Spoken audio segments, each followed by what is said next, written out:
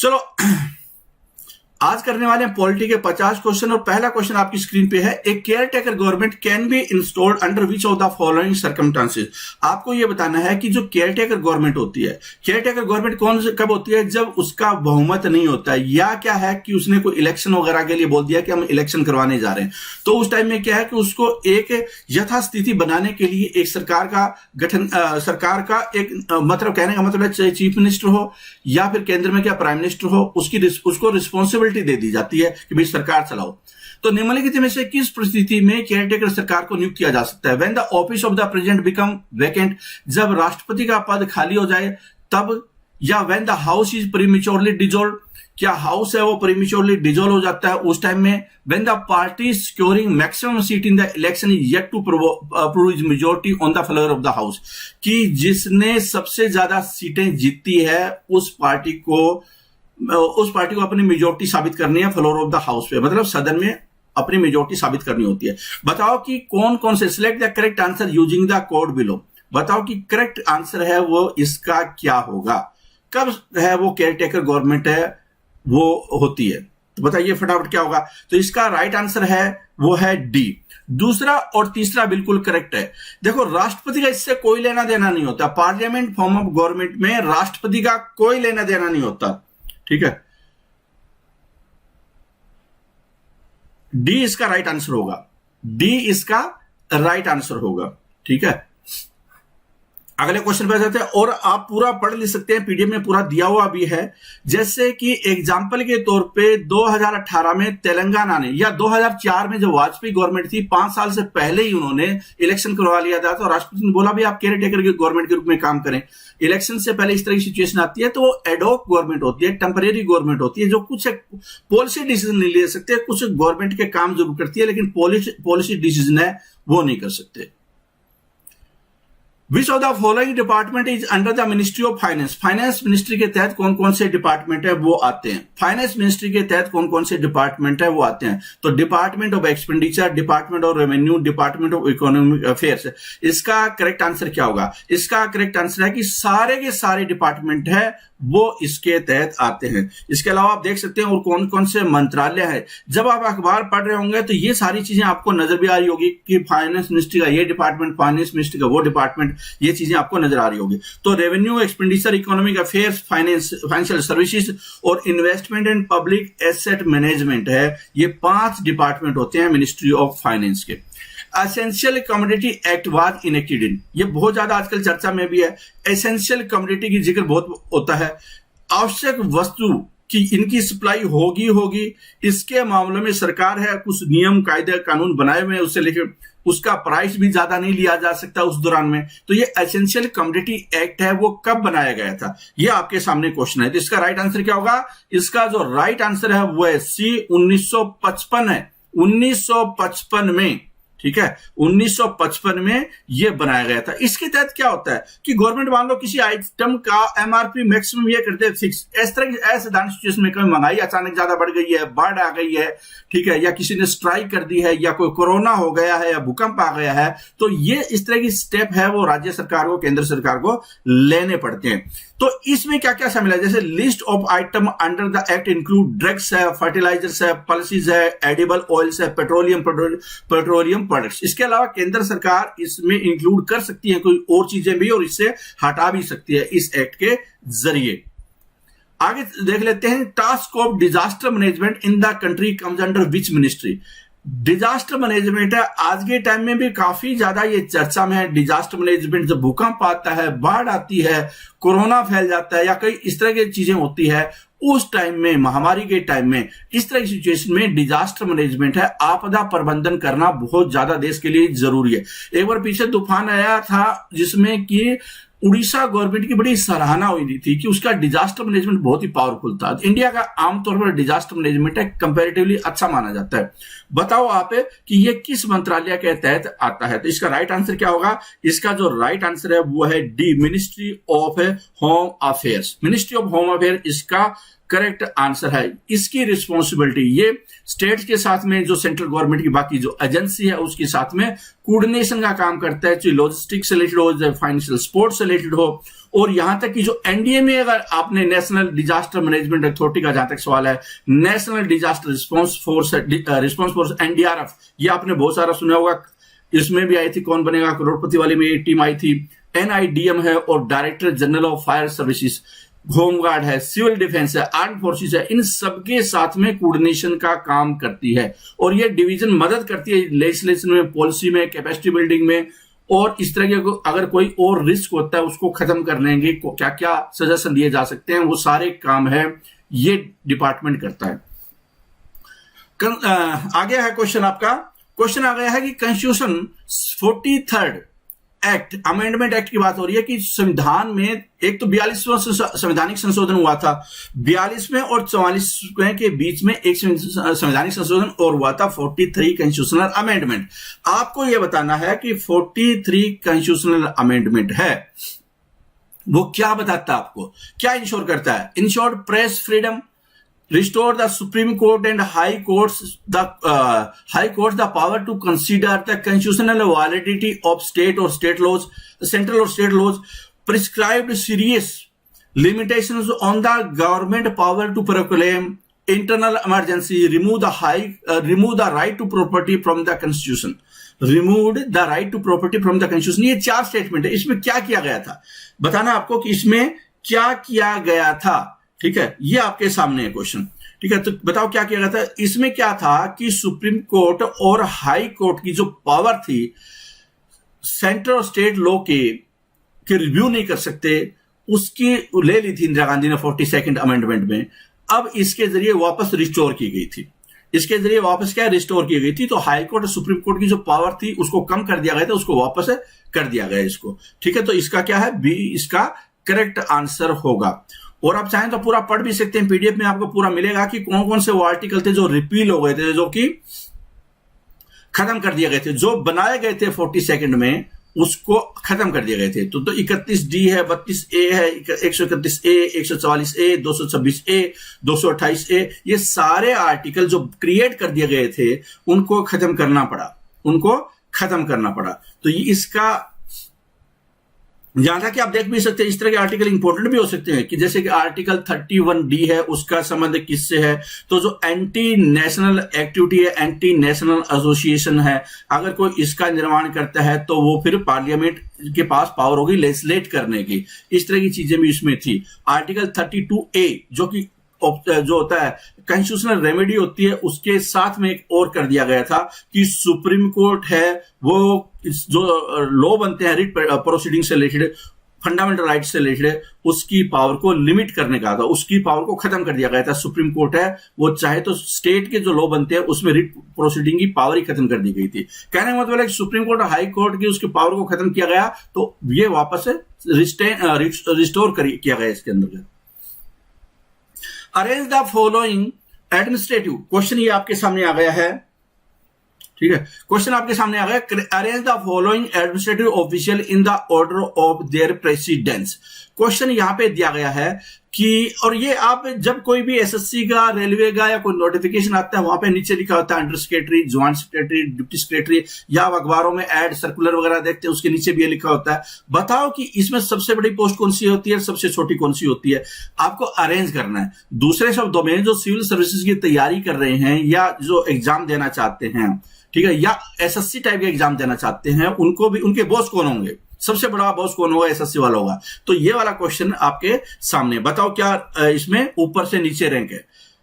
Order of president, बताओ कि इसकी रैंक क्या होगी, सबसे छोटा सबसे बड़ा के हिसाब से बताओ कि कौन सा इसमें बिल्कुल करेक्ट है, तो वो बताने की कोशिश कीजिए कि कौन सी इसमें रैंक होगी। तो इसका राइट आंसर क्या है, इसका जो राइट आंसर है डी, इसका करेक्ट आंसर होगा। देखो सबसे बड़ी पोस्ट होती है सेक्रेटरी, उसके नीचे आता है ज्वाइंट सेक्रेटरी, और उसके नीचे आता है फिर डिप्टी सेक्रेटरी, और सबसे छोटी कौन सी होती है, अंडर सेक्रेटरी। ये इसकी रैंक होती है, हायरकी होती है, हायरकी होती है मतलब सबसे बड़े से लेकर सबसे छोटे की हायरकी ये होती है। ठीक है, आप चाहें तो पूरा देख भी सकते हैं कि एक्चुअल में क्या क्या काम होता है, इनका क्या क्या काम होता है, ये आप जरूर देख सकते हैं। इससे आपको ये भी समझ में आएगा जब आप कोई विकिपीडिया और बाकी चीजें देखेंगे कि मान लो आप कोई जॉब लगते हैं, चाहे ग्रुप डी की जॉब लगे या एसएससी के जरिए कोई छोटी जॉब लगे, सीजीएल टाइप की, तो उसमें भी अगर प्रमोशन हो तो कहां तक पहुंच सकता है बंदा, तो ये चीजें समझने में आपको हेल्प मिल सकती है।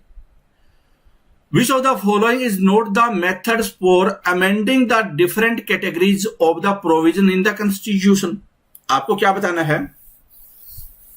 आपको क्या बताना है इस क्वेश्चन के माध्यम से कि which of the following is not of the method for amending the different categories of the provisions in the Constitution? कि कौन सा मेथड ऐसा है जिसके जरिए जो डिफरेंट टाइप की कैटेगरी होती है संविधान में संशोधन करने की वो नहीं है?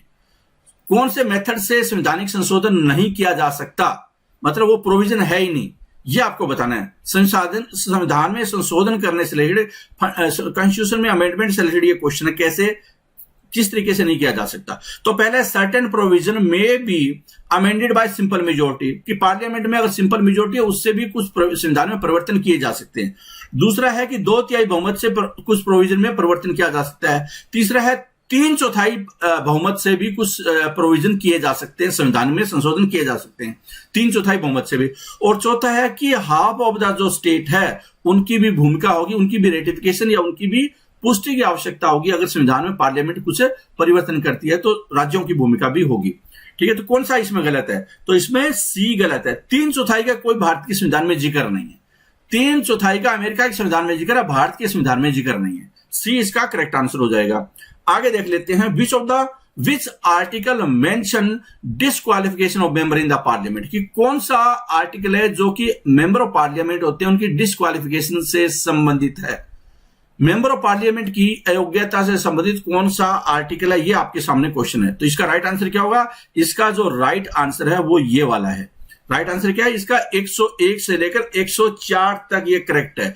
101 से लेकर वेकेशन ऑफ सीट है, फिर डिस्क्वालिफिकेशन से रिलेटेड है, डिस्क्वालिफिकेशन फॉर मेंबरशिप है, फिर decision question as to disqualification of member, या पेनल्टी अगर बिना शपथ लिए हुए बैठ जाए, वो वोट करने की कोशिश करे बिना शपथ लिए हुए पार्लियामेंट में, तो वहां पे भी पेनल्टी वगैरह का प्रोविजन है। तो वो कहीं ना कहीं 101 से लेकर 104 के बीच में है, वो मेंबर्स की डिस्क्वालिफिकेशन से रिलेटेड है। ठीक है, आगे देख लेते हैं। In case of national emergency, national emergency के केस में स्टेट गवर्नमेंट, आपको यह बताना है कि in case of national emergency state government can not legislate. अगर मान लो राष्ट्रीय आपातकाल लगा हो, इमरजेंसी लगी हो देश में, और स्टेट गवर्नमेंट क्या क्या पावर होती है स्टेट गवर्नमेंट में इमरजेंसी से रिलेटेड, कि वो कानून नहीं बना सकती, कैन नॉट लेजिस्लेट। दूसरा कनकरेंट लिस्ट है, उसी से कानून बना सकती है। जो सब्जेक्ट कनकरेंट लिस्ट में समवर्ती सूची में है उस पे ही कानून बना सकती है। क्या ऐसा है? तीसरा है कि can legislate on the subject in the state list, कि जो स्टेट लिस्ट है उस पे कानून बना सकती है। या क्या है? लेजिस्लेटिव पावर इज सस्पेंडेड, कि वहां पे कुछ समय के लिए विधायी शक्तियां हैं उसको रोक दी जाती है, क्योंकि यूनिटी के रूप में काम करना स्टार्ट करती है गवर्नमेंट। तो बताओ कि कौन सी इसमें करेक्ट होगा, कौन सा इसमें करेक्ट होगा? तो इसका करेक्ट आंसर क्या होगा? इसका करेक्ट आंसर है वो है सी। सी इसका करेक्ट आंसर है। देखिए क्या है इसमें कि ऐसे सिचुएशन में केंद्र सरकार के पास पावर तो आती है, ज्यादा ओवरराइडिंग पावर होती है पार्लियामेंट की, लेकिन इसका मतलब ये नहीं है कि जो सस्पेंड है लेजिस्लेचर, स्टेट लेजिस्लेचर है वो सस्पेंड कर दिया जाता है। स्टेट लेजिस्लेचर है वो सस्पेंड नहीं किया जा सकता, भले ही वो यूनिटी की तरह काम करे। मतलब कि अगर मान लो स्टेट ने को कानून बनाया, पार्लियामेंट उसके ऊपर ओवरसीड उसको ओवरराइड कर देगी। स्टेट लिस्ट वाले पे भी कानून बना सकती है पार्लियामेंट, ये यहां पे मतलब है। लेकिन जो स्टेट लेजिस्लेचर वो सस्पेंड नहीं होती, वो भी अपने सब्जेक्ट पे कानून बना सकती है। तो सी इसका करेक्ट आंसर होगा। आगे देख लेते हैं, कॉन्स्टिट्यूशन इन्वेजेस, संविधान में किस बात की परिकल्पना की गई है? संविधान में क्या है, संविधान में क्या क्या चीज की गई है कि 2 टाइप ऑफ सिविल सर्विसेज है, एडमिनिस्ट्रेटिव और पुलिस है, उसकी बात की गई है। क्या ये बात करेक्ट है? संविधान में कितने टाइप की सर्विसेज है ये बात हो रही है यहाँ पे। 2 टाइप ऑफ सिविल सर्विसेज है, इंडियन और प्रोविंशियल, कि एक तो भारतीय सर्विस होगी और एक प्रोविंशियल सर्विसेज होगी। 2 टाइप की सिविल सर्विसेज की बात हुई है। तीसरी बात है कि 3 टाइप की सिविल सर्विसेज की बात हुई है, एक ऑल इंडिया, एक सेंट्रल और एक रीजनल। ये तीसरी स्टेटमेंट है। चौथी स्टेटमेंट है कि 3 टाइप की सर्विसेज की बात हुई है, जिसमें कि एक ऑल इंडिया है, एक सेंटर है और एक स्टेट है। बताओ इसमें कौन सी है करेक्ट? बताओ इसमें कौन सी करेक्ट स्टेटमेंट है? तो इसका राइट आंसर क्या होगा? इसका जो राइट आंसर है वो होगा डी। ऑल इंडिया सर्विसेज है, सेंट्रल सर्विसेज है, स्टेट सर्विसेज। जैसे कि स्टेट कौन सी होगी? यूपीपीसीएस है, एचसीएस है, आरएएस है, ये वाली स्टेट वाली होगी। सेंट्रल वाली कौन सी होगी? इंडियन फॉरेन सर्विस होगी, या कोई रेलवे से रिलेटेड होगी, या फॉरेन अफेयर से आईएफएस होगी। इस तरह की चीजें पोस्टल ऑफिस से रिलेटेड होगी, वो सारी क्या है, वो सेंट्रल सर्विसेज। और इंडिया कौन सी होगी, आईएएस हो गया, आईपीएस होगा और इंडियन फॉरेस्ट सर्विस होगी। आगे देखिए, consider the following statement about the code of conduct for the members of parliament in India. आपको यह बताना है कि मेंबर ऑफ पार्लियामेंट है उससे रिलेटेड कोड ऑफ कंडक्ट, आपने सुना है code of conduct, code of conduct की आचरण एमपी का आचरण पार्लियामेंट से रिलेटेड, लोकसभा से रिलेटेड, राज्यसभा से रिलेटेड, उसकी बात हो रही है कि code of conduct for the member of Rajya Sabha and Lok Sabha has been enforced since 2005, कि लोकसभा और राज्यसभा के मेंबर्स के लिए कोड ऑफ कंडक्ट है 2005 से ही, उनको बिहेव कैसे करना है। There is no such code for minister, कि कोई ऐसा कोड नहीं है मंत्रियों के लिए। ठीक है, बताओ कि इसमें से कौन सी करेक्ट नहीं है, कौन सी इसमें करेक्ट नहीं है। ठीक है, तो ये आपको बताने की कोशिश करना, कौन सी इसमें करेक्ट नहीं है, ये आप जरूर देख लेना कि गलत पूछा, आपको गलत पूछा है, कौन सी इसमें गलत है। तो इसका राइट आंसर क्या होगा, ये दोनों ही गलत है, ये दोनों ही गलत है। क्यों गलत है, कि देखो बड़ा ध्यान से समझो इस बात को, कि राज्यसभा के लिए कोड ऑफ कंडक्ट है 2005 में इन्फोर्स हुआ था, लेकिन इस तरह का कोई लोकसभा के लिए नहीं, इसका कोई लोकसभा के लिए नहीं। कमेटी ऑन इथिक्स है, उसने ये रिकमेंडेशन दी थी, उसके आधार पे ये चीजें बनाई गई थी कोड ऑफ कंडक्ट से रिलेटेड। जहां तक सवाल है मंत्रियों से रिलेटेड, तो उनके लिए भी कोड ऑफ कंडक्ट है। ठीक है, तो दोनों स्टेटमेंट गलत हो गई, क्योंकि यहां पे है कि मंत्रियों के लिए नहीं है, लेकिन ये मंत्रियों के लिए तो अलग से सेपरेट कोड ऑफ कंडक्ट होता है। ठीक है, तो ये भी गलत हो गया और ये भी गलत हो गया, तो दोनों स्टेटमेंट गलत है। जिन बच्चों को कोई दिक्कत आ रही है समझने में, वो पीडीएफ भी देख सकते हैं, सॉल्यूशन भी देख सकते हैं, थोड़े विकिपीडिया में भी सर्च करें, गूगल में सर्च करें, जिससे कि चीजें का कंसेप्ट क्लैरिटी और हो। और ये देखिए कि जो फोर्थ रिपोर्ट है, क्योंकि यहाँ पे फोर्थ रिपोर्ट की बात आ रही है कि फोर्थ कमेटी की जो रिपोर्ट थी प्रेजेंट की गई थी, तो वो क्या है फोर्थ कमेटी की रिपोर्ट, इस तरह की चीजें आप थोड़ा सर्च कर सकते हैं, परमानेंटली याद हो जाती हैं चीजें फिर ये जब खुद सर्च करते हैं। तो which of the following constitutional amendment have added article 15(5) in the constitution of India providing for reservation in educational institution in the private sector also। ठीक है, आपको ये बताना है, बहुत ही इंटरेस्टिंग सा क्वेश्चन है, बहुत ही इंटरेस्टिंग सा क्वेश्चन है। और आपने इस तरह का ऑब्जर्व भी किया होगा कि प्राइवेट जो एजुकेशन इंस्टीट्यूशन होते हैं, बहुत सारे आप लोगों ने प्राइवेट संस्थान से इंजीनियरिंग की होगी, एमबीए किया होगा और कोई दूसरी क्वालिफिकेशन की होगी, वहां पे भी एससी एसटी या बाकी जो ओबीसी रिजर्वेशन का प्रोविजन होता है प्राइवेट सेक्टर में भी। सरकार मान लो भले ही पैसे दे, लेकिन रिजर्वेशन हो सकता है। ठीक है, तो यहां पे संविधान में एक परिवर्तन किया गया, अमेंडमेंट किया गया, उसका नाम क्या, आर्टिकल 15(5), जिससे कि प्राइवेट सेक्टर में भी रिजर्वेशन होगी। बताना है आपको ये कौन सा संवैधानिक संशोधन था, ये कौन सा संवैधानिक संशोधन था। तो इसका राइट आंसर क्या है, 93rd संवैधानिक संशोधन था ये, जिसमें स्पेशल प्रोविजन की गई थी कि सोशली और एजुकेशनल बैकवर्ड है सिटीजन भारत के, उनके लिए एडमिशन से रिलेटेड प्राइवेट संस्थानों में ये जगह की गई थी। आगे देख लेते हैं question, permission for the use of English for official purposes was extended beyond the 15 years initially allowed by the constitution through.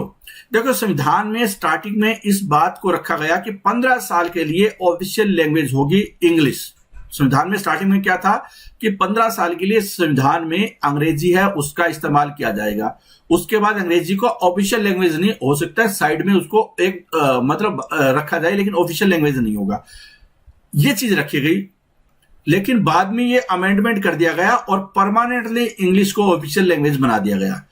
ठीक है, कुछ में हिंदी के साथ में कंपलसरी, तो कुछ में ऑप्शनल, लेकिन ऑफिशियल लैंग्वेज अंग्रेजी हमेशा के लिए।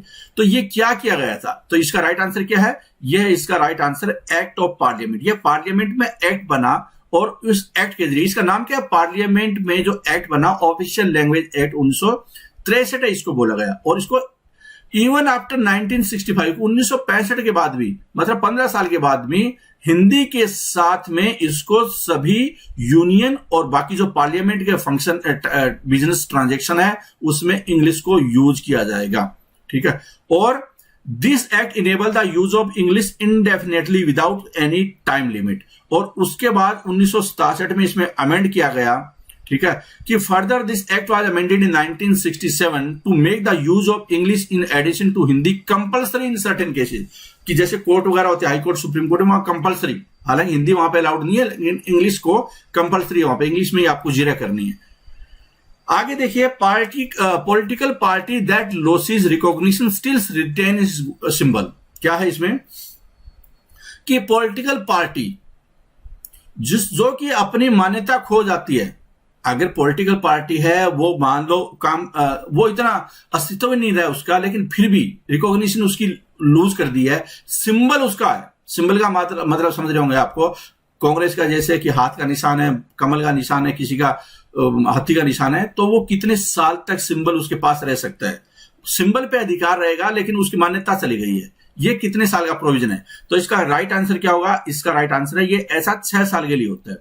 6 साल के लिए उसके पास सिंबल रहेगा, भले ही उसकी मान्यता चली गई हो। ठीक है, हालांकि उसके जो दूसरे प्रोविजन है, ठीक है, इसका मतलब ये नहीं है कि दूसरे प्रोविजन जैसे कि उसको दूरदर्शन पे या फ्री कॉपी जो मिलती है इलेक्ट्रोल रोल से, दूरदर्शन प्रसारण से रिलेटेड, ये फैसिलिटी उसको नहीं मिलेगी।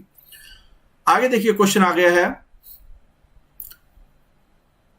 फर्स्ट हाई कोर्ट और सुप्रीम कोर्ट जज who voluntarily made his asset public is.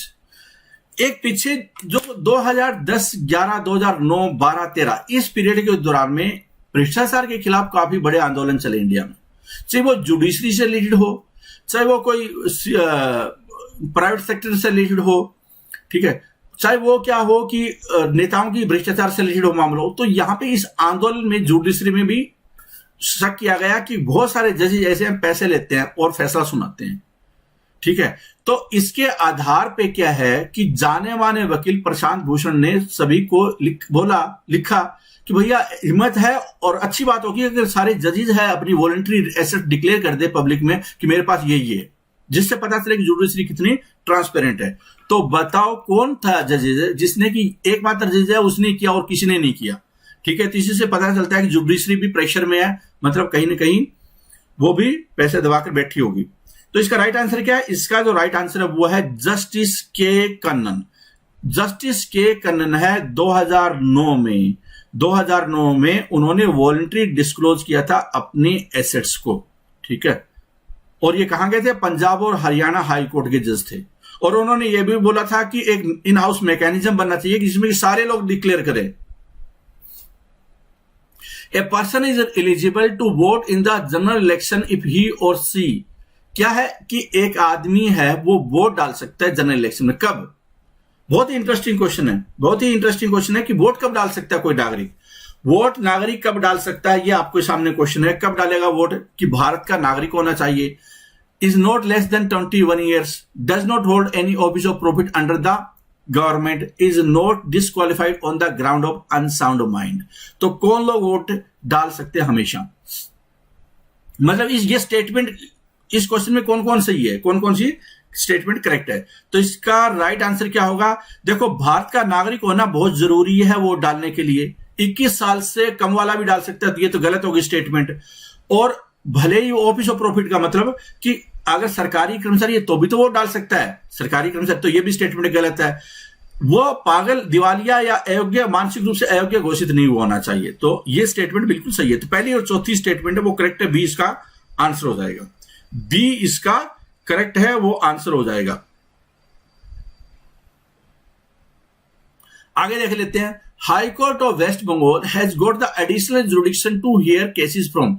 कि हाई कोर्ट है वेस्ट बंगाल का इंडिया के सबसे पुराने हाई कोर्ट में से है। बताना आपको कि उसको किस और राज्य का या यूनियन टेरिटरी का जुरिडिक्शन उसके अंतर्गत आता है, मतलब उसका जो न्यायिक क्षेत्र है वो और कहां पे है। तो इसका राइट आंसर क्या होगा? इसका राइट आंसर है अंडमान एंड निकोबार आइलैंड है, वो भी उसके अंतर्गत आता है। और सबसे पुराना हाई कोर्ट 1862 में बना था, अंग्रेजों ने बनाया था, oldest high court in India है, और अंडमान निकोबार भी उसके तहत आता है। बहुत सारे एग्जाम में ये क्वेश्चन आया हुआ है। In which one of the following cases Supreme Court of India gave verdict which have a direct bearing on central state relation. आपको ये बताना है कि जो 4 केस नीचे दिए गए हैं उसमें से सेंटर और स्टेट का जो रिलेशन है उस पर फैसला कहां पे है। जब बहुत सारी चर्चा में आता है, ये वाला केस है, बहुत जगह पे चर्चा में आता है। जब भी मामला आता है जहां पे भी आता है राष्ट्रपति शासन लगने का या चीफ मिनिस्टर को सदन में बहुमत साबित करने का, जहां पे कि राज्यपाल का रोल थोड़ा बहुत भी संदिग्ध होता है तो कहीं ना कहीं इसका रोल जरूर आ जाता है। तो वो कौन सा मामला है जहां पे कि सेंट्रल स्टेट का ये केस बनता है। तो इस पे भी हमारी जो सीरीज है उसमें काफी बार इस पे चर्चा हो भी चुकी है। तो इसका राइट आंसर क्या होगा? इसका राइट आंसर है एसआर मुंबई केस। इसका राइट आंसर क्या है? एसआर मुंबई केस है। यह बहुत ही फेमस केस है। आर्टिकल 356 का बेहुदा इस्तेमाल हो रहा था, मतलब बार बार इस्तेमाल हो रहा था उसको रोकने के लिए। उसके बाद प्रेसिडेंट रूल लगाना बहुत ज्यादा मुश्किल हो गया। केंद्र सरकार अपनी मर्जी से या राज्यपाल अपनी मर्जी से इसकी रिकमेंडेशन नहीं दे सकता, उसके कुछ रूल एंड रेगुलेशन बना दिए गए। तो मत कहने मतलब मिसयूज इसका बहुत ही नए के बराबर हो रहा है। ठीक है, तो यह फैसला था SR movie versus union of India से रिलेटेड सुप्रीम कोर्ट का आर्टिकल 356 पे, जो कि एक लैंडमार्क जजमेंट के रूप में माना जाता है। आगे देख लेते हैं, विच of the following is not correct about A cantonment board. Cantonment board होती है, वो आपने सुना भी होगा, कैंट जिसको बोलते हैं, वहां पे एक बोर्ड होता है जो सिविलियन होते हैं वहां पे, उनके लिए आप बोल सकते हैं म्युनिसिपलिटी होती है उस पर्टिकुलर एरिया में। तो it is created by the executive resolution, की वो सरकार ने क्रिएट किया एग्जीक्यूटिव रेजोल्यूशन से। दूसरा है कि ये एडमिनिस्ट्रेटिव कंट्रोल है वो यूनियन डिफेंस मिनिस्ट्री उसके तहत काम करता है। तीसरा है कि it is established for the municipal administration for civilian population in the cantonment area, कि कैंटोनमेंट एरिया है उसमें जो सिविलियन पॉपुलेशन है उसकी एडमिनिस्ट्रेशन के लिए इसका स्थापना की गई है। और चौथी स्टेटमेंट है ये एक वैधानिक निकाय मतलब स्टैट्यूटरी बॉडी है। तो बताओ कौन कौन सी स्टेटमेंट है यहां पे सही है, कौन कौन सी स्टेटमेंट यहां पे सही है। तो इसका राइट आंसर क्या होगा? ये देखो तीनों सही है, ये गलत है। पूछा कौन सी गलत है, गलत पूछा इसमें, तो ये स्टेटमेंट है ना, ये वाली गलत है। ठीक है ना, ये वाली स्टेटमेंट है ये गलत है। ठीक है ना, ये स्टेटमेंट है ये गलत है। ठीक है, तो ए इसका करेक्ट आंसर हो जाएगा।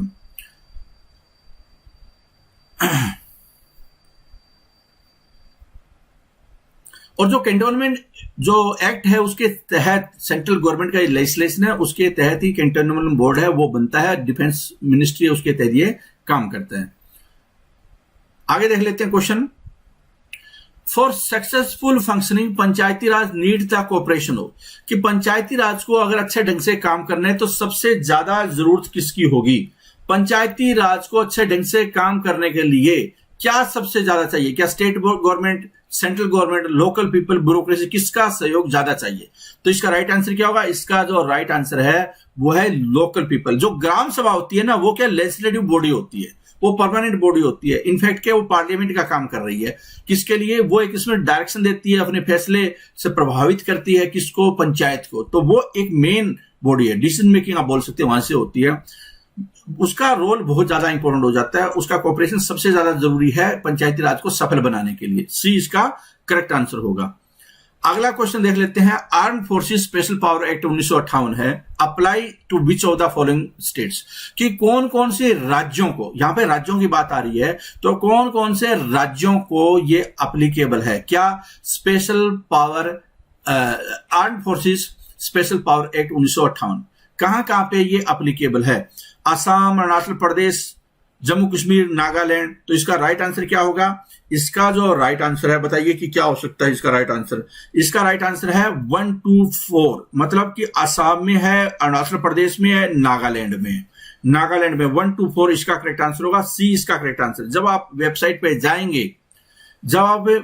पे जाएंगे तो आपको मिलेगा सरकारी वेबसाइट पे, ठीक है, armed forces special power act है वो इन राज्यों में अरुणाचल प्रदेश, असम, मणिपुर, जो कि को छोड़कर 7 असेंबली कंस्टिट्यूंसी है इंफाल की, उनको छोड़ दिया जाए तो, इसके अलावा मेघालय में, मिजोरम में, नागालैंड में, त्रिपुरा में, यहां पे ये स्पेशल लागू है।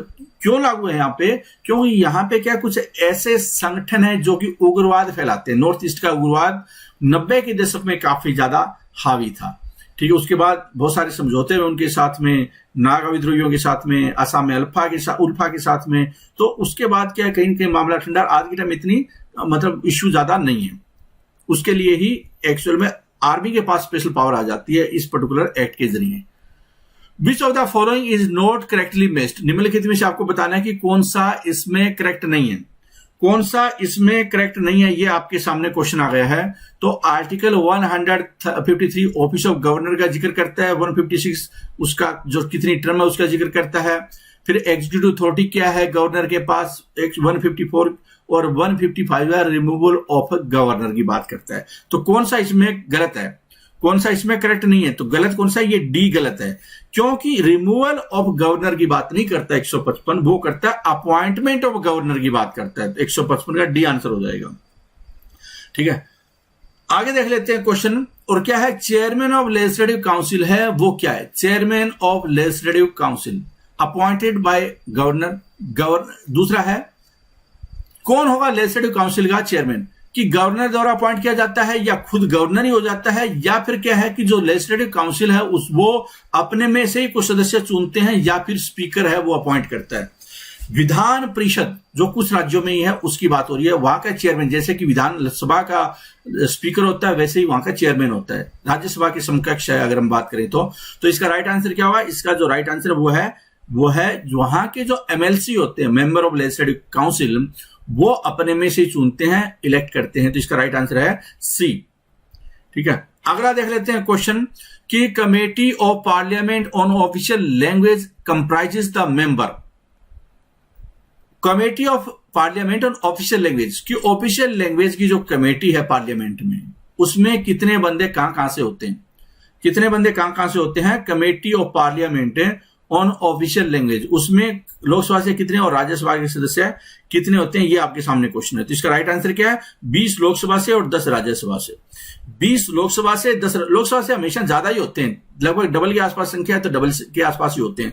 तो अब इससे भी एक हिंट मिल जाता है कि आपका आंसर है देने में आसानी रहती है, आंसर देने में आसानी रहती है, आपको हिंट मिल जाता है। तो ये भी आप हमेशा के लिए ध्यान रख सकते हैं। ठीक है, ये under section 3 of official language act 1963 committee was to be constituted after 10 years of the promulgation of the act, कि हर 10 साल में जो एक्ट 1963 में बना, इसका जिक्र पहले भी आ चुका है हमारे इस पर्टिकुलर सेशन में ही। एक क्वेश्चन में आया था ऑफिशियल लैंग्वेज एक्ट जिसमें कि इंग्लिश वाली बात आई थी।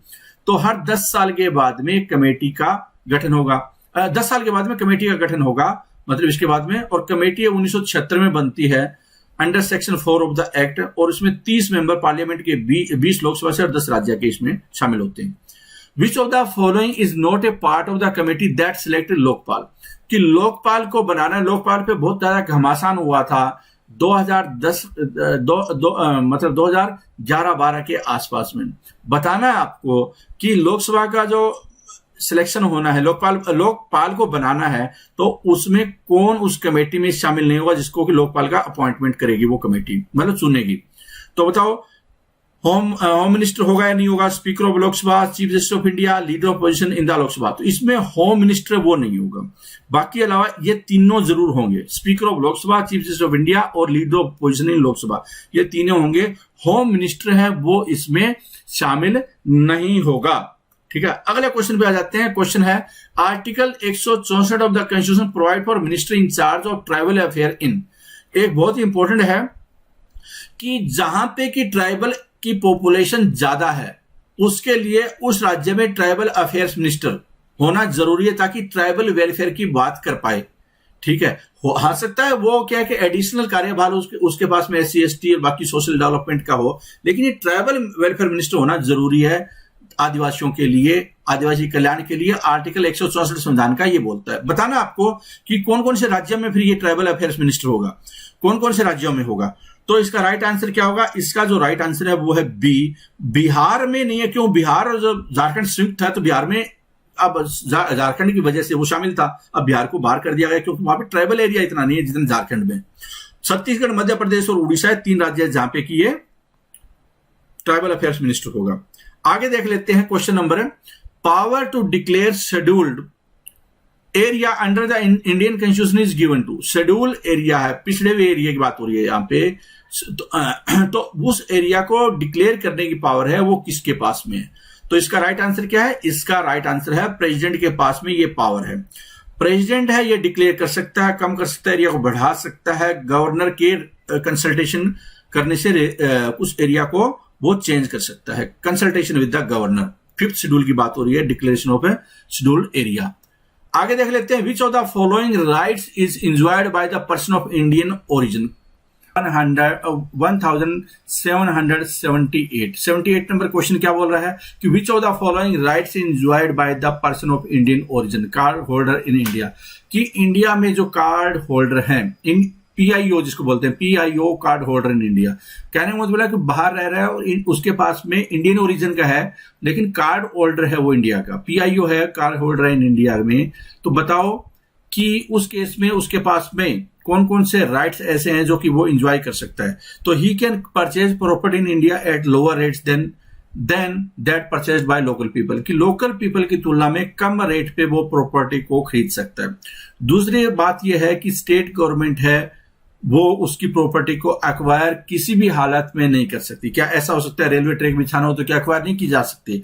तीसरा है इस प्रॉपर्टी है वो जो लैंड सेलिंग लॉ होते हैं कि इतने से ज्यादा जमीन नहीं रख सकते, इस तरह के कुछ लॉ होते हैं राज्यों के, अलग अलग राज्य के हो सकते हैं, तो वो प्रॉपर्टी उस लॉ होते हैं उसके तहत उसकी प्रॉपर्टी नहीं आएगी। और चौथा है कि ओनली परचेज रेजिडेंशियल और कॉमर्शियल प्रॉपर्टी इन इंडिया, कि भारत में वो रेजिडेंशियल प्रॉपर्टी और कॉमर्शियल प्रॉपर्टी है वो खरीद सकता है। तो बताओ ये चारों में से कौन कौन से हैं। तो इसका राइट आंसर क्या होगा, इसका राइट आंसर है डी। वो एग्रीकल्चर प्रॉपर्टी होती है या जो प्लांटेशन की प्रॉपर्टी होती है प्लांटेशन करने के लिए, इस तरह की प्रॉपर्टी को नहीं खरीद सकता।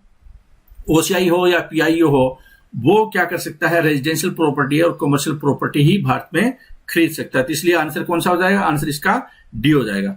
अगले क्वेश्चन पे आ जाते हैं, विच of the following shall adopt the ideals of the principle of directive principle of state policy while formulating policies and law, कि निम्नलिखित में से कौन है वो प्रिंसिपल और directive principle of state policy है उसको फॉलो करेगा। मतलब जो राज्य के नीति निर्देशक सिद्धांत होते हैं उसके तहत काम करना है किसको। तो इसका राइट आंसर क्या होगा, यूनियन लेजिस्लेचर भी हो करता है, कानून केंद्र की सरकार है या पार्लियामेंट कानून बनाएगी तो वो जरूर directive principle of state policy का ध्यान में रखेगी। ऐसे स्टेट गवर्नमेंट बनाएगी वो ध्यान रखेगी, लोकल अथॉरिटी भी ध्यान रखेगी। जो भी स्टेट है, एनी स्टेट का मतलब क्या होगा, सब कुछ इंक्लूड है इसमें। तो आंसर क्या हो जाएगा, direct all of these. Answer क्या होगा इसका, ऑल ऑफ दी इसका करेक्ट आंसर है। मतलब ऑल ऑफ दीज में आर्टिकल 12 में जो स्टेट डिफाइन है वो सारे इसके तहत आते हैं। आर्टिकल 12 में सब कुछ है, जैसे कि एलआईसी है, ओएनजीसी है, सेल है, कोई लोकल अथॉरिटी है, म्युनिसिपलिटी है, पंचायत है, डिस्ट्रिक्ट बोर्ड है, कोई ट्रस्ट है सरकार का, जहां पे कि सुप्रीम कोर्ट ने बोला है, according to Supreme Court even a private body और agency working as an instrument of state, कि अगर स्टेट के बिहाफ पे वो काम कर रही है, ठीक है, स्टेट का कोई ठेका लिया हुआ है, काम कर रही है, उस केस में वो भी स्टेट जो आर्टिकल 12 है उसके तहत काम करेगी। ठीक है, तो डी इसका करेक्ट आंसर होगा। आगे है, विच of the following is a procedural achievement of Indian constitution. बताना है आपको कि कौन सा अचीवमेंट है भारतीय संविधान का जो कि प्रक्रियात्मक उपलब्धि इसको बोलेंगे, प्रोसीजरल अचीवमेंट बोलेंगे उसको, तो वो कौन सा है भारतीय संविधान का।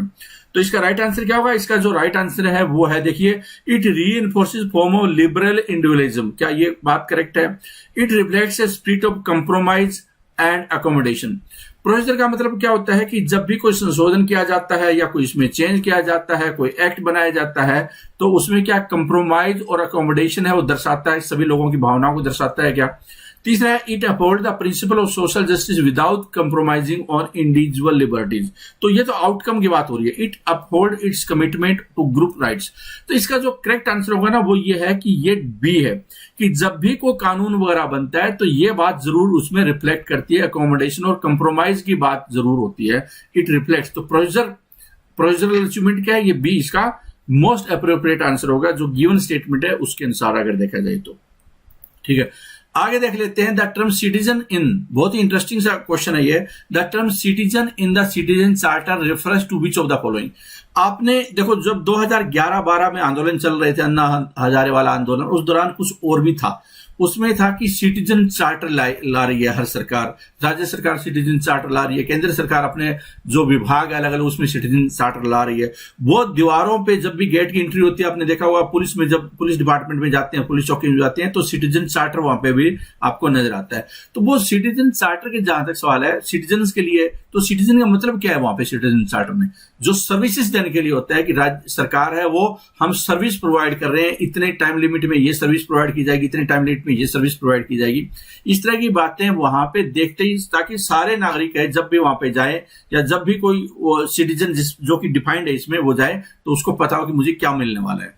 तो यहाँ पे सिटीजन का मतलब क्या है? तो इसका राइट आंसर क्या होगा कि सिटीजन का मतलब सिटीजन ऑफ इंडिया है, या क्लाइंट ऑफ द ऑर्गेनाइजेशन है, या other ministry, department, organisation, state government. क्या है सिटीजन का मतलब? तो इसका करेक्ट आंसर क्या होगा? डी, सारे कुछ इंक्लूड है, सारे स्टेक होल्डर। सिटीजन का मतलब सिर्फ सिटीजन से नहीं है, वहां पे क्लाइंट भी हो सकता है, डीलर भी हो सकता है, सप्लायर भी हो सकता है, कोई दूसरी पुलिस डिपार्टमेंट है लेकिन हो सकता है पीडब्ल्यूडी वाले कुछ सप्लाई कर रहे हो, वहां पे इलेक्ट्रिसिटी डिपार्टमेंट वाले सप्लाई कर रहे हो, केंद्र का डिपार्टमेंट है, केंद्र का ऑफिस है, वहां पे सिटीजनशिप की बात हो, स्टेट गवर्नमेंट की वहां पे जा रही हो कोई चीजें। तो कहने का मतलब है कि सारे इसके अंतर्गत शामिल है। तो डी इसका करेक्ट आंसर होगा। अगले क्वेश्चन पे आ जाते हैं। क्वेश्चन क्या है? Which of the following state has a joint all India service cadre with Arunachal Pradesh, Goa and union territory? आपको ये बताना है, और ये आमतौर पे जब आप डेफ भरते हैं, डिटेल फॉर्म भरते हैं, किसके लिए? जब मेंस के लिए, इंटरव्यू के लिए आप जाते हैं सिविल सर्विसेज में, वहां पे भी इसकी बात होती है। लेकिन ये मोटे तौर पे ये है कि जो ऑल इंडिया सर्विस कैडर है, ज्वाइंट है, वो किस किस के साथ में है? अरुणाचल प्रदेश, गोवा और यूनियन टेरिटरी का किसके साथ में है? ठीक है, तो इसका राइट आंसर क्या होगा? इसका जो राइट आंसर होगा ये आप बताइए। इसका राइट आंसर है बी, मिजोरम भी इसमें इंक्लूड है।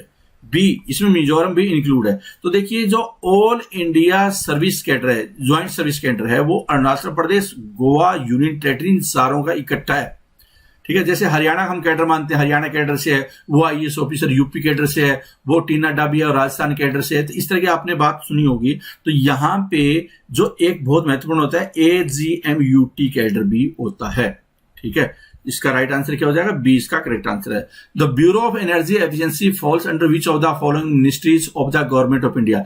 यहां पे आपसे जो क्वेश्चन है वो ये है कि एक ब्यूरो है एनर्जी एफिशिएंसी, आप बोल सकते हैं ये ऑर्गेनाइजेशन का नाम है, और वो ऑर्गेनाइजेशन किसके तहत में आता है? आपने ये सुना होगा कि इस डिपार्टमेंट में जो बिल्डिंग बन रही है, वो सारी बिल्डिंग है वो एनर्जी एफिशिएंसी बन रही है, एनर्जी, ग्रीन एनर्जी, या कम से कम एनर्जी इसमें इस्तेमाल हो, एनर्जी एनर्जी कंजर्वेशन के लिए सरकार बहुत सारे स्टेप उठाते हैं। तो बताना है आपको, ये जो ब्यूरो है वो किस मंत्रालय का, जो कि एनर्जी कंजर्वेशन को देखता है, आता है। तो इसका राइट आंसर क्या होगा? इसका राइट आंसर है मिनिस्ट्री ऑफ पावर।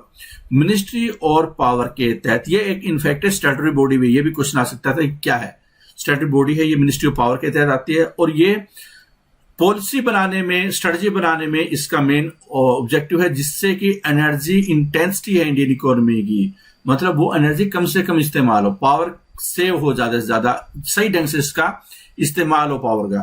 ठीक है, तो विभिन्न जो संस्थाएं हैं उसके साथ में कोऑर्डिनेट करती है, कंज्यूमर हो या फिर एजेंसीज हो, कोई दूसरी ऑर्गेनाइजेशन होती है, इंफ्रास्ट्रक्चर डेवलपमेंट से रिलेटेड। एनर्जी कंजर्वेशन एक्ट है, उसके तहत है ये बनाई गई है। Which of the following statement is incorrect regarding the fundamental duties? आपको ये बताना है कि जो फंडामेंटल ड्यूटी है उससे संबंधित कौन सी स्टेटमेंट है वो इनकरेक्ट है, गलत कौन सी है फंडामेंटल ड्यूटी से संबंधित? तो ये है कि original constitution content only the fundamental right and not the fundamental duty. पहली बात तो यह है कि भारतीय संविधान में स्टार्टिंग में फंडामेंटल ड्यूटी नहीं थी, फंडामेंटल राइट थे। ये बात स्टेटमेंट, ये पहली स्टेटमेंट ये बोल रही है। दूसरी स्टेटमेंट बोल रही है कि पंत कमेटी है वो स्थापित की गई थी फंडामेंटल ड्यूटी से संबंधित। क्या ऐसा पंत कमेटी थी कोई फंडामेंटल ड्यूटी पे? तीसरी है जो संविधान का 42nd अमेंडमेंट था उसमें फंडामेंटल ड्यूटी है उसको लिखा गया। ठीक है, 42nd amendment of the constitution inserted A list of fundamental duty of the citizen, कि इसमें फंडामेंटल ड्यूटी को रखा गया। तीसरा है कि inclusion of fundamental duty has not change the status of our fundamental rights, कि फंडामेंटल राइट्स थे वो एज इट इज है, फंडामेंटल ड्यूटी है वो इंक्लूड करने के बाद फंडामेंटल राइट्स पे कोई प्रभाव नहीं पड़ा है। दूसरे एक दूसरे के किस्म से ये पूरक है। तो यहाँ पे डी स्टेटमेंट ये बोल रही है। तो बताओ कौन सी स्टेटमेंट है वो गलत है? तो इसका राइट आंसर क्या होगा? इसका राइट आंसर है वो है बी, ये पंत कमेटी नहीं थी। बाकी तीनों स्टेटमेंट तो करेक्ट है, ये गलत क्या है पूछा, गलत कौन सी थी? तो ये बी स्टेटमेंट है, पंत कमेटी इसके नहीं थी, स्वर्ण सिंह कमेटी थी। ठीक है, जिसने कि 10 और उस दौरान क्या है कि 10 फंडामेंटल बनी थी, बाद में एक और इंक्लूड कर दी गई थी। अगला क्वेश्चन है to amend which of the following clauses of the constitution ratification by states is compulsory, कि निम्नलिखित में से आपको यह बताना है कि कौन सी चीज को, कौन सी क्लोज में चेंज करने के लिए राज्यों की 50% से ज्यादा की राज्यों की सहमति भी जरूरी है। मतलब बताना है कि वो कौन सी चीज ऐसी है जिसमें, निम्नलिखित में कौन सा ऐसा है जहां में 50% से राज्य भी केंद्र के साथ में, पार्लियामेंट के जो कानून संशोधन हो रहा है पार्लियामेंट में, उसमें वो साथ देंगे, रेटिफिकेशन उसकी जरूरी है। तो इसका राइट आंसर क्या होगा, क्या चाहिए इसमें, सिटीजनशिप क्लोज में चेंज करने के लिए क्या 2/3 बहुमत केंद्र का और 50% राज्य चाहिए क्या, change in state boundary, change in union list और right to freedom of religion. तो इसमें जो चेंज इन यूनियन लिस्ट है उसमें राज्यों की भूमिका है, बाकी के राज्यों की भूमिका इसमें नहीं होगी, बाकी भूमिका नहीं होगी। ठीक है, तो आप बोल सकते हैं कि सिटीजनशिप के लिए सिंपल मेजोरिटी चाहिए, स्टेट बाउंड्री के लिए सिंपल मेजोरिटी चाहिए, फंडामेंटल राइट के लिए स्पेशल मेजोरिटी, मतलब 2/3 बहुमत चाहिए, लेकिन राज्यों की भूमिका नहीं चाहिए।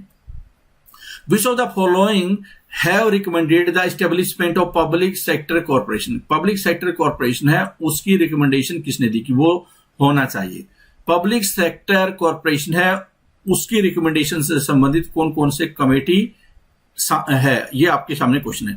तो एडमिनिस्ट्रेटिव रिफॉर्म कमीशन है, उसने भी वकालत किया पब्लिक सेक्टर कॉर्पोरेशन की, बताया कि किस तरह से होना चाहिए, उसमें राज्यों की ज्यादा दखलंदाजी नहीं होनी चाहिए, उनके मोनोटोन मतलब उसकी पावर होनी चाहिए उनके पास में।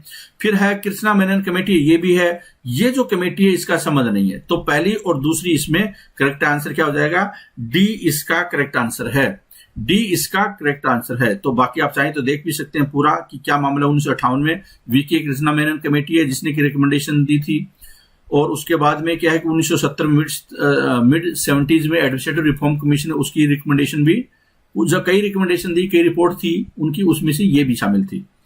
आगे देख लेते हैं, विच of the following is correct regarding centrally sponsored scheme. जो सेंटर की स्पॉन्सर्ड स्कीम होती है, केंद्र सरकार की स्कीम होती है और राज्य उसमें अपनी भूमिका निभाते हैं, बताना आपको कि state must have compulsory participation in all central CSS, कि जो सेंट्रली स्पॉन्सर्ड स्कीम है जितनी भी होती है उसमें राज्यों का भाग लेना जरूरी है। पहली बात तो ये। दूसरी है कि recently government introduce uniform funding pattern to all states, कि हाल ही में गवर्नमेंट ने यूनिफॉर्म फंडिंग होनी चाहिए, कि सभी राज्यों को एक जैसी भूमिका होगी, सभी राज्यों की, उसकी एक सेंट्रल सीएसएस में। क्या ये बात सही है? तीसरी बात है कि चाहे वो पहाड़ी एरिया हो या पहाड़ी एरिया न हो, कोई भी राज्य हो, सभी की सेम भूमिका होगी सेंट्रल सीएसएस में, सेंट्रली स्पॉन्सर्ड स्कीम में। तीसरी बात है कि central government can make schemes even for subject in the state list, कि स्टेट लिस्ट के मामलों में भी सेंट्रल गवर्नमेंट है वो स्कीम बना सकती है। और चौथा है state government are not allowed to modify any CSS, कि स्टेट गवर्नमेंट है सीएसएस में अपने जो इंप्लीमेंटेशन के टाइम में कोई भी मॉडिफिकेशन नहीं किया कर सकते। तो बताना आपको कि कौन सी स्टेटमेंट इसमें करेक्ट है। ठीक है, कौन सी स्टेटमेंट इसमें करेक्ट है। जिसका राइट आंसर क्या होगा, देखो राइट आंसर इसका सी। देखो डी गलत है, क्यों है, क्योंकि स्टेट गवर्नमेंट है वो मॉडिफिकेशन कर सकती है सीएसएस में, तो ये गलत हो गया। पहला state must have compulsory participation in all CSS, इसको हम देखेंगे, ऑप्शन में भी देखेंगे एक बार एक्सप्लेनेशन में। ठीक है, तो सेंट्रल गवर्नमेंट है वो बना सकती है, जैसे कि एग्रीकल्चर है वो किसके अधीन है, एग्रीकल्चर है वो स्टेट्स लिस्ट में है, लेकिन फिर भी क्या है कि एग्रीकल्चर से रिलेटेड राष्ट्रीय कृषि विकास योजना है वो केंद्र सरकार की स्कीम है, स्टेट सब्जेक्ट है एग्रीकल्चर, केंद्र सरकार की स्कीम है, राज्य उसमें पार्टिसिपेट करते हैं, भूमिका राज्यों की भी होती है। ठीक है, इसके अलावा जो यूनिफॉर्म फंडिंग नहीं है, क्योंकि नॉर्थ ईस्ट में 90% है वो सेंट्रल गवर्नमेंट का योगदान होता है, तो ये स्टेटमेंट बी वाली भी गलत हो गई थी, और सी है वो करेक्ट है, डी गलत थी, क्योंकि गवर्नमेंट है वो, स्टेट गवर्नमेंट है वो मॉडिफाई कर सकती है। ठीक है, तो ऑप्शन सी करेक्ट है। ऑप्शन सी करेक्ट क्या है कि स्टेट गवर्नमेंट के मामलों पे केंद्र सरकार है वो स्कीम ला सकती है। ठीक है, यहां स्कीम से रिलेटेड है, कोई कानून बनाने से रिलेटेड बात नहीं हो रही है, स्कीम लाने से रिलेटेड है। और देयर आर 3 कैटेगरी, एक तो होती है CSS core of the core. Core of the core क्या है कि सेंटर स्टेट है वो कंपल्सरी पार्टिसिपेट करेगा, जैसे कि मनरेगा उसमें कंपल्सरी पार्टिसिपेट करता है, core of the core scheme बोलते हैं उसको। दूसरा कोर एंड ऑप्शनल, कि स्टेट है उनके पास में, स्टेट है वो ज्वाइन न भी करें, स्टेट में और मे नॉट ज्वाइन, स्टेट मे और मे नॉट ज्वाइन। तो इसलिए पहली स्टेटमेंट है वो इज नॉट करेक्ट, गलत है, कंपलसरी नहीं है। कई टाइप की स्कीम होती है, उसमें से ये स्टेट है, उसके पास ऑप्शन भी होता है, तो इसलिए ये गलत हो गया। तो उम्मीद करता हूं ये बात समझ में आई होगी। ये इंपॉर्टेंट है, ये इंपॉर्टेंट है, क्योंकि जब आप स्कीम पढ़ते हैं तो इसमें ये भी बात भी आएगी कौन सी core of the core scheme है।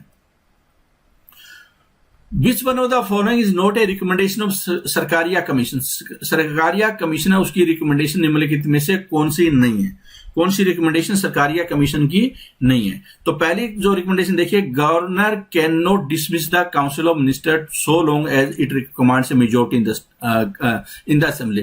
कि गवर्नर है वो सरकार को भंग नहीं कर सकता, काउंसिल ऑफ मिनिस्टर को भंग नहीं कर सकता जब तक कि उसके पास में बहुमत है। एक रिकमेंडेशन उसने ये दी थी। क्या बात सही है क्या? दूसरी है, no commission of inquiry should be set up against a state minister unless a demand is made by parliament. कि जो एक राज्य का मंत्री होता है उसके खिलाफ में इंक्वायरी का कमीशन नहीं बिठाया जा सकता जब तक कि पार्लियामेंट से डिमांड पूरी नहीं हो सकती, डिमांड नहीं आती। दूसरी बात ये है। तीसरी है कि there should be a change in the role of Rajya Sabha and central power to reorganize the state। कि कहने का मतलब है कि राज्यों का अगर पुनर्गठन करना, को बाउंड्री कम ज्यादा करनी है, ठीक है, तो राज्यसभा में चेंज होना जरूरी है, राज्यसभा के रोल में, और सेंटर का पावर है उसके पावर भी चेंज होने की जरूरत है। मतलब राज्यों की भूमिका भी कहीं न कहीं होनी चाहिए, ये उनका बोलना था। और तीसरा है, चौथे है, governor term of 5 years in a state should not be disturb except for some extremely compelling situation.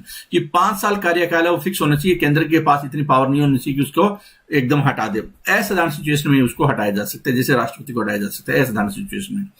तो इसमें कौन सी रिकमेंडेशन है उसकी नहीं थी, तो ये सी वाली रिकमेंडेशन उसकी नहीं थी। There should be change in role of Rajya Sabha. तो इन्होंने बोला था कि कोई रोल राज्यसभा का रोल नहीं होना चाहिए राज्यों के पुनर्गठन के मामलों में। तो ये स्टेटमेंट उसके उल्टा हो गई। तो सी इसका करेक्ट आंसर है, ये गलत है। सरकारिया कमीशन की रिकमेंडेशन उसके मुताबिक नहीं है। आगे देख लेते हैं, allocation of seats in the Lok Sabha to different state and demarcation of electoral constituency is decided by. तो लोकसभा की जो सीट है और कौन सी सीट में कौन सी राज्यों की जो लोकसभा का क्षेत्र है उसमें कौन सा एरिया आएगा, कौन सा एरिया नहीं आएगा, सीट कितनी होगी अलग अलग राज्यों को, ये सारी अलोकेशन ऑफ सीट से रिलेटेड लोकसभा का है, वो कौन डील करता है? तो इसका राइट आंसर क्या है? डीलिमिटेशन कमीशन है, वो डील करता है। डीलिमिटेशन कमीशन है वो डील करता है। और उसका आधार क्या है? उसका आधार है 2001 का सेंसस। डीलिमिटेशन एक्ट बना है 2002 में। किस आधार पे? 2001 के सेंसस के आधार पे, ठीक है, जिसके आधार पे जो डिस्टोर्शन है, साइजेस है, वो नहीं किया जा सकता। मतलब इसका रूल एंड रेगुलेशन फॉलो करना पड़ेगा, डीलिमिटेशन कमीशन ही करेगा, डीलिमिटेशन ही करेगा। आधार क्या है? 2001 का सेंसस है। If a candidate demands for the recounts of votes polled in the Lok Sabha election, the order for the recounts can be given by। यहां पे क्वेश्चन है कि लोकसभा में जब वोटिंग हो रही है और दोबारा वोट काउंट करना है, दोबारा वोटिंग की करनी है, पुनर्गणना करनी है, उससे पहले रिजल्ट डिक्लेयर नहीं किया जा सकता, कौन जीतेगा कौन हारेगा। तो इसकी जो डिमांड है उसका रिकाउंटिंग की घोषणा कौन कर सकता है? रिकाउंटिंग का अधिकार किसको है? तो इसका राइट आंसर क्या होगा? चीफ इलेक्शन कमिश्नर है, वही उसके पास में पावर है, उनके पास में पावर है। चीफ इलेक्शन कमिश्नर वही मुख्य निर्वाचन आयुक्त है, उसके आधार पर, उनके आदेश के आधार पर पुनर्गणना की जा सकती है। वरना तो क्या है कि कोई भी डिमांड कर लेगा और उसकी पूरी नहीं की जा सकती, ठीक है।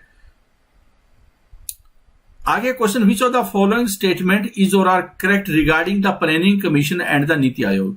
प्लानिंग कमीशन और नीति आयोग से संबंधित कौन से तथ्य करेक्ट है? लाइक द प्लानिंग कमीशन, यहां पे क्वेश्चन है कि like the planning commission NITI Aayog enjoy the power to allocate funds to the state government and ministries. क्या नीति आयोग के पास में पावर है मंत्रियों को और मंत्रालयों को और राज्य सरकारों को धन आवंटन करने का, जैसे कि प्लानिंग कमीशन करता था? क्या ऐसा पावर, इतनी पावर है नीति आयोग के पास में? दूसरी बात, NITI Aayog governing council has state chief ministers and lieutenant governor as all powerful body unlike the planning commission.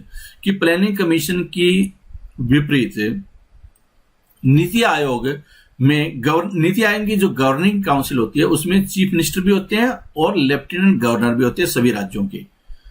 तीसरी बात है कि नीति आयोग है वो कंसल्ट नहीं करता does not consult states while deciding on the funds allocation. तो ये स्टेटमेंट गलत है। नीति आयोग है वो एक कंसल्टेंसी एजेंसी का, एडवाइजरी और कंसल्टेंसी एजेंसी का काम करती है, तो ये तो गलत हो गया। पहली गलत भी है स्टेटमेंट, क्योंकि वो एक थिंक टैंक है, एडवाइजरी फंक्शन का, एडवाइजरी रोल करती है, न कि इतनी पावर है कि वो फंड स्टेट को करना स्टार्ट कर दे, ऐसा नहीं है। तो ये दूसरी स्टेटमेंट, पहली स्टेटमेंट में गलत है। यहां पे जो दूसरी स्टेटमेंट है वही सही है। दूसरी स्टेटमेंट, गवर्निंग काउंसिल में स्टेट चीफ मिनिस्टर और लेफ्टिनेंट गवर्नर दोनों होते हैं, ठीक है। तो इसका राइट आंसर हो जाएगा सी, इसका करेक्ट आंसर होगा। सी इसका करेक्ट आंसर होगा। देखिए कैसे कि पहली गलत क्यों है कि प्लानिंग कमीशन है वो, उसके पास पावर थी एलोकेट करने की, पावर थी एलोकेट करने की, कि वो इतनी बड़ी थी कि कई बार तो जो फाइनेंस मिनिस्ट्री है उसके ऊपर भी उसका पलड़ा भारी होता था। तो ये स्टेटमेंट उसकी गलत हो गई है। दूसरा है कि एक थिंक टैंक है वो एडवाइजरी बॉडी का काम करती है, नीति आयोग, और वो इसलिए ये बिल्कुल सही स्टेटमेंट। दूसरी जो स्टेटमेंट है नीति आयोग है वो एक एडवाइजरी बॉडी है। तीसरी जो स्टेटमेंट है इनकरेक्ट क्यों है कि नीति आयोग है वो states are consulted while making policy as well as while allocation of fund, कि राज्यों जो फंड एलोकेशन और पॉलिसी मेकिंग के टाइम में नीति आयोग कंसल्ट करता है, ठीक है। तो इसलिए स्टेटमेंट 3 है वो इनकरेक्ट है।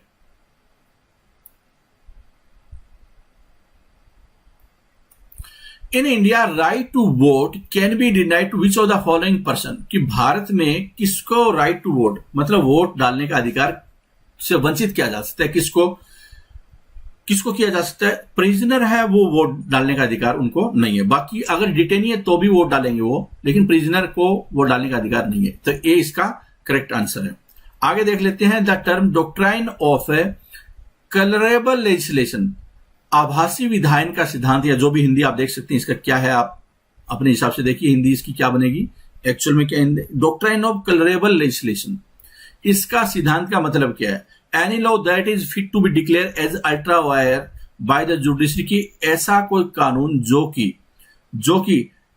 अघोषित, मतलब कहने का मतलब है कि कोई भी कानून जो न्यायपालिका के द्वारा अधिकारित घोषित करने के लिए उपयुक्त है, मतलब कि जुडिशरी ये बोले कि पावर ही नहीं थी वो बनाने की, ऐसा अनफिट हो गया बोल सकते, इनवैलिड ऐसा कानून जुडिशरी द्वारा डिक्लेयर किया जा सके तो क्या ऐसा है, उसको बोलते हैं डॉक्ट्राइन ऑफ कलरेबल लेजिस्लेशन।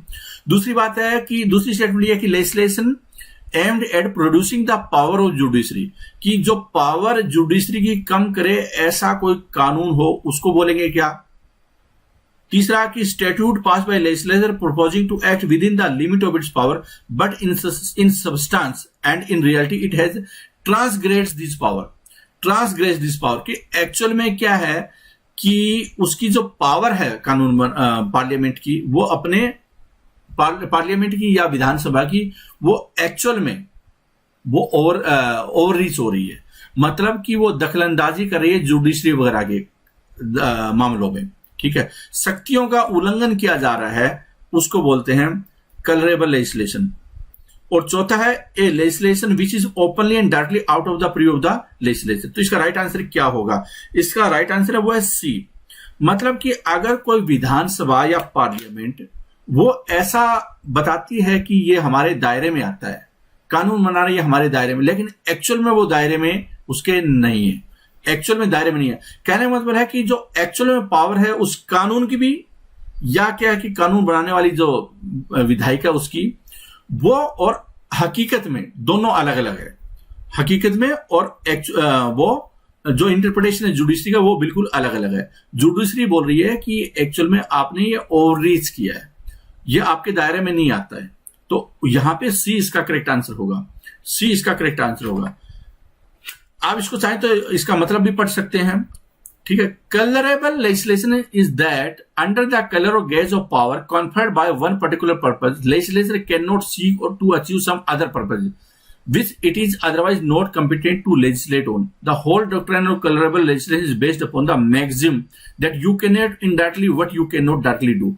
बहुत इंटरेस्टिंग लाइन आप ये देख सकते हैं, you cannot do indirectly, कि एक किस्म से पार्लियामेंट सरकार का कोई ऐसा मंशा है कि जो जुडिशरी है उसका या किसी इस एक्ट के जरिए दूसरे की पावर का हनन किया करना, उनकी वो indirectly you cannot do indirectly what you cannot do directly, कि जो आप डायरेक्टली भी नहीं कर सकते वो इनडायरेक्टली भी नहीं कर सकते। मतलब कि आपके पास पावर है ही नहीं वो करने की, तो आप जो डायरेक्टली नहीं कर सकते, आप घुमा फिराकर ऐसा कानून लाना चाहते हैं, आप घुमा फिराकर ऐसा कानून लाना चाहते हैं जो इनडायरेक्टली भी आप करने की कोशिश कर रहे हैं, तो भी वो आप नहीं कर सकते। ठीक है, तो इसका सी आंसर हो जाएगा। Under article 257 of the Indian constitution the centre is empowered to give direction to the state regarding. Under article 257 of the Indian constitution centre है उसके पास में पावर है स्टेट को डायरेक्शन किन मामलों में? The construction and maintenance of the means of communication, measures for the protection of the railway with in the states, execution of specified scheme for the welfare of scheduled tribe, या all of these. तो article 257 ये बोलता है भारतीय संविधान का कि centre के पास में इन सभी मामलों में डायरेक्शन दे सकती है राज्य सरकार को, चाहे वो ट्राइबल अफेयर से रिलेटेड मामला जुड़ा हो, या रेलवे से रिलेटेड जुड़ा हुआ हो, या कम्युनिकेशन से जुड़ा हुआ, सभी मामलों में वो डायरेक्शन दे सकती है राज्य सरकार को। केंद्र सरकार के पास में ये पावर है। आंसर क्या होगा इसका? डी इसका करेक्ट आंसर हो जाएगा। अगले क्वेश्चन पे आ जाते हैं। With reference to parliamentary forums which of the following statement is not correct, कि पार्लियामेंट फॉर्म से रिलेटेड कौन सी स्टेटमेंट है करेक्ट नहीं है? Speaker of Lok Sabha is the president of all forums, क्या ऐसा है कि सभी फॉर्म्स का स्पीकर चेयरमैन होता है जो पार्लियामेंट फॉर्म से जुड़ी हुई होती है? दूसरी है कि each form consist of equal member of Lok Sabha and Rajya Sabha, सभी फॉर्म्स होती है पार्लियामेंट्री फॉर्म्स होते हैं उसमें लोकसभा राज्यसभा से बराबर सदस्य होते हैं, क्या ऐसा है? A member may resign from the forum by writing to the president of India, कि अगर कोई फॉर्म से त्याग पत्र देना है, किसी फॉर्म से त्याग पत्र देना है किसी एमपी को, किसी मेंबर को, तो उसको राष्ट्रपति को लेटर लिखना पड़ेगा क्या?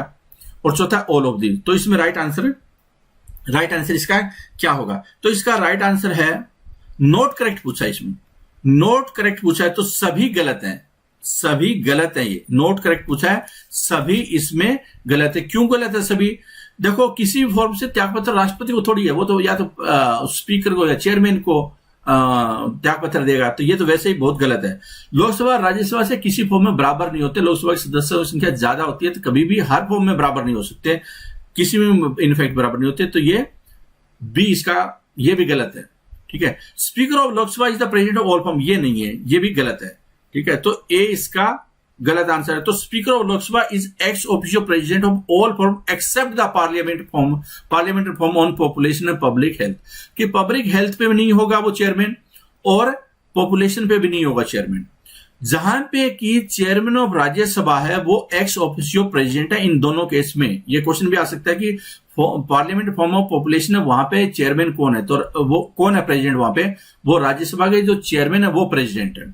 ठीक है, and speaker of ex officio, जो स्पीकर है वहां पे क्या है कि वो को प्रेसिडेंट है। स्पीकर क्या है? वो को प्रेसिडेंट है। तो इसलिए पहली स्टेटमेंट गलत हो गई है, पहली स्टेटमेंट गलत हो गई है। Each form consist of not more than 31 member, तो जहां पे प्रेसिडेंट और को प्रेसिडेंट को छोड़कर 21 लोकसभा से और 10 राज्यसभा से सदस्य होते हैं, तो दूसरी स्टेटमेंट भी गलत होगी। और जो रेजिग्नेशन ऑफ स्पीकर या चेयरमैन को दिया जाता है, तो तीसरी स्टेटमेंट इसलिए गलत हो गई है। ठीक है, आगे देख लेते हैं। कंसीडर द फॉलोइंग स्टेटमेंट, आपको फॉलोइंग स्टेटमेंट के अनुसार आपको जवाब देना है कि central administrative tribunal CAT was set up during the prime ministership of Lal Bahadur Shastri. CAT है, कैट की आपने जिक्र भी सुना होगा, पहले भी हमारी प्रेजेंटेशन में आया कि जो कैट है उसका गठन है वो कब हुआ? तो क्या कैट है वो लाल बहादुर शास्त्री जो प्रधानमंत्री थे उस दौरान गठन किया गया था। The member for CAT are drawn from both judicial and administrative stream, की जो कैट के मेंबर हैं वो जुडिशियल और एडमिनिस्ट्रेटिव दोनों से ही आते हैं। कौन सा इसमें करेक्ट है? कौन सा इसमें करेक्ट है? तो ये आपके सामने क्वेश्चन है। इसका आंसर क्या है? दूसरा करेक्ट है। ये तो जो राजीव गांधी गवर्नमेंट थी उस दौरान हुआ था कैट का गठन, तो ये और कैट में क्या होता है? जुडिशियल और एडमिनिस्ट्रेटिव दोनों स्ट्रीम से ही मेंबर होते हैं। तो ये तो सही है स्टेटमेंट, ये गलत हो गई है। ठीक है, ये क्या है? गलत हो गई है। ठीक है, 1 नवंबर 1985 को सेटअप किया गया था CAT. Which of the following doctrine not applicable India, कि निम्नलिखित में से इंडिया में कौन सी डॉक्ट्राइन है वो अप्लीकेबल नहीं है। तो देखो, डॉक्ट्राइन ऑफ लीगल प्रेसिडेंट है, डॉक्ट्राइन ऑफ इक्लिप्स है, डॉक्ट्राइन ऑफ सेवरेबिलिटी है। पार्लियामेंट की जो सोवरेनिटी ऑफ पार्लियामेंट है, मतलब पार्लियामेंट सर्वोपरि है, पार्लियामेंट का जुडिशियल रिव्यू नहीं किया जा सकता, ये इंडिया में नहीं है। इंडिया में जुडिशियल रिव्यू हो सकता है पार्लियामेंट से, जो भी बनेगा, सुप्रीम नहीं है। ब्रिटेन में क्या सुप्रीम है पार्लियामेंट, इंडिया में नहीं है सुप्रीम। उसका supreme court judicial review, high court judicial review कर सकता है पार्लियामेंट से जो एक्ट बनते हैं, तो ये नहीं है। बाकी तीनों इंडिया में एग्जिस्ट करती है। ये सारी हमने पहले भी डिस्कस कर चुके हैं, पीडीएफ में भी आपके है, तो क्या क्या है ये आप देख सकते हैं। बार बार मैं इसको नहीं रिवाइज करा रहा, जो आपके सामने ये आप देख भी सकते हैं। आमतौर पे क्या है, डॉक्ट्राइन ऑफ बिलीफ्स क्या होती है कि doctrine of beliefs is applied in relation to pre-constitutional law which was valid when it was enacted. Subsequently, when the constitution came into force, a shadow fell on it because it is inconsistent with the constitution, the act is eclipsed. ऐसा act जो संविधान बनने से पहले था, संविधान बनने के बाद में अगर उसमें कुछ और है तो वो पहले वाली चीज अप्लीकेबल नहीं है।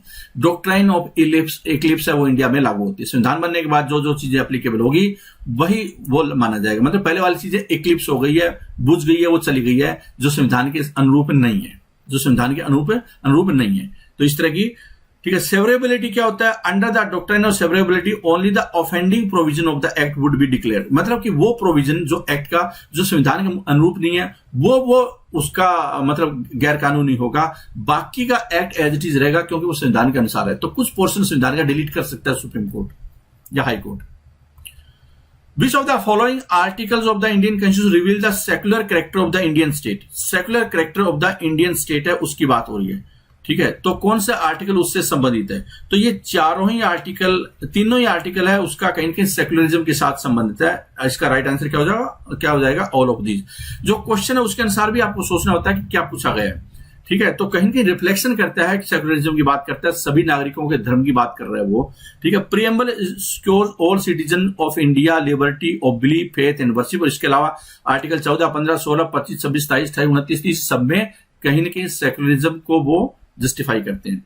आगे देख लेते हैं, in India chief minister of state is not eligible to vote in the presidential election. कि इस कैसी सिचुएशन आती है जहां पे कि मुख्यमंत्री या किसी राज्य के वो राष्ट्रपति के इलेक्शन में वोट नहीं डाल सकते, वो एलिजिबल नहीं है। तो कब? जब वो लेजिस्लेटिव एमएलए होगा, या फिर क्या है कि वो लोअर हाउस में, एमएलए तो है लेकिन लोअर हाउस में मेजोरिटी साबित करनी है उसको अभी तक, या अपर हाउस का वो सदस्य है, स्टेट लेजिस्लेटिव अपर हाउस का सदस्य है, या फिर क्या है कि वो केयरटेकर चीफ मिनिस्टर है, मतलब एमएलए है लेकिन केयरटेकर है अभी, ठीक है। तो किस सिचुएशन ऐसी होगी जहां पे कि वो वोट नहीं डाल सकता, एलिजिबल नहीं है। तो इसका राइट आंसर क्या हो? इसका राइट आंसर है सी। जो एमएलसी होते हैं उसके मेंबर को वोट नहीं डाल सकते। एमएलसी मुख्यमंत्री बन सकता है लेकिन वोट नहीं डाल सकता राष्ट्रपति के इलेक्शन में। केयरटेकर है लेकिन एमएलए तो है उस टाइम में वो, तो वोट डाल सकता है। तो ये सी इसका करेक्ट आंसर हो जाएगा। आगे देख लेते हैं, who among the following can dissolve the Lok Sabha. Lok Sabha को कौन डिजोल्व कर सकता है? लोकसभा को कौन डिजोल्व करेगा? तो speaker. Who among the following can dissolve the Lok Sabha? President on the advice of Speaker of Lok Sabha. President on the advice of Speaker of Lok Sabha. Speaker of the Lok Sabha on the advice of President. President on the advice of Prime Minister of India. Speaker of Lok Sabha on the advice of Prime Minister.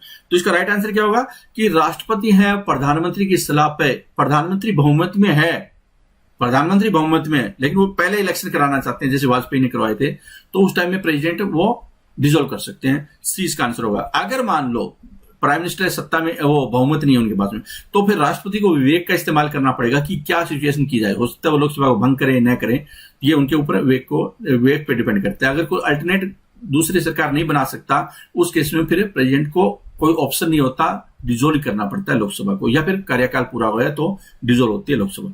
तो सी करेगा। Right answer क्या हो जाएगा? सी। इसका जो given option है, scenario है, उसमें सी इसका करेक्ट आंसर हो जाएगा, ठीक है। तो ये थे क्वेश्चन जो हमने किए हैं आज की क्लास में। इतना ही। Thank you very much for watching this. All the best.